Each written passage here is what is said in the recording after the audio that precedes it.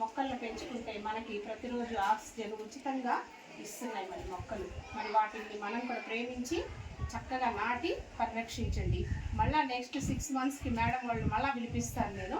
అప్పుడు వచ్చి మేడం మీరు వేసిన మొక్కలన్నీ, మీరు ఇచ్చినటువంటి మొక్కలన్నీ చూడండి ఒకసారి అని చూపిస్తాను. అప్పుడు మీరు 9th ఉంటారు కదా, కదా ఎక్కడికి పోరు, అందుకని మీతో వేపిస్తున్నా. అదే 10th వాళ్ళతో వేయించాం అనుకోండి వాళ్ళు వెళ్ళిపోతారు నెక్స్ట్ ఇయర్. ఇంటర్ వాళ్ళతో వేపిస్తే వాళ్ళు వెళ్ళిపోతారు. కానీ మీరు ఉంటారు కాబట్టి మిమ్మల్ని పిలిపించి వేయించింది దేనికంటే నెక్స్ట్ ఇయర్ మీరే రెస్పాన్సిబుల్ వాటికి.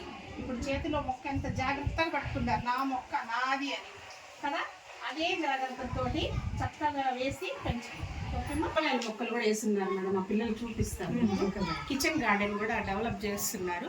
ఇంకా చాలా మొక్కలు వీళ్ళు వేసినవి ఇవన్నీ పెంచి స్టాఫ్ అందరూ కూడా మన దగ్గర ఉన్న స్టాఫ్ కానీ మీరు కానీ ప్రతి మొక్కని చక్కగా కాపాడాలి. మొక్కలన్నీ నాటాల్సిందే, నీరు బయట పోయాల్సిందే.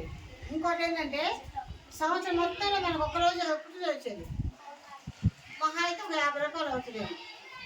అలా మనం బట్టలు చాకులు అన్నీ పెట్టుకుంటాం కదా, అవన్నీ పెట్టుకుంటూ వాటితో పాటు ఒక మొక్క నాటండి. దానికి ఒక ప్లాస్టిక్ గట్టి దాని పేరు రాసుకోండి.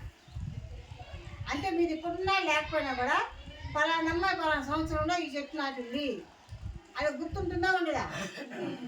మిమ్మల్ని చూసి మీ తర్వాత వచ్చే వాళ్ళకి కూడా ఏమవుతుంది, గుర్తుంటుంది, వాళ్ళు కూడా అలవాటు అవుతుంది, ఓహో ఇట్లా చెట్లు నాటాలి అని. చెట్లు పెంచడం అనేది చాలా అద్భుతమైన విషయం.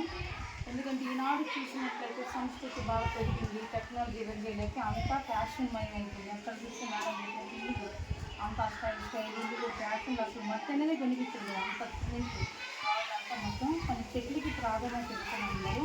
అట్లా ఉన్నందువల్ల మనకు ఇబ్బంది ప్లస్ ప్రకృతి విపత్తులు కూడా వస్తాయి. ఎందుకంటే పెద్ద గాలి వాన వచ్చింది అనుకోండి, మన ఊరిలో బయట ఈ సర్వ చెట్లని లేకపోతే ఇంటి జామాల చెట్లని ఎక్కువ హెవీగా వేస్తాయి.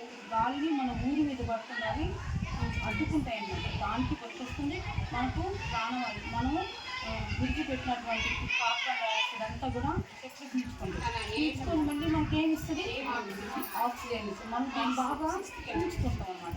అట్లాంటి మంచి చేసే చెట్లని మీరందరూ కూడా నాటి వాటిని పెంచి పెద్ద చేసి మన సమాజానికి మంచి చేస్తారని మీ అందరూ కూడా తెలియజేస్తారు.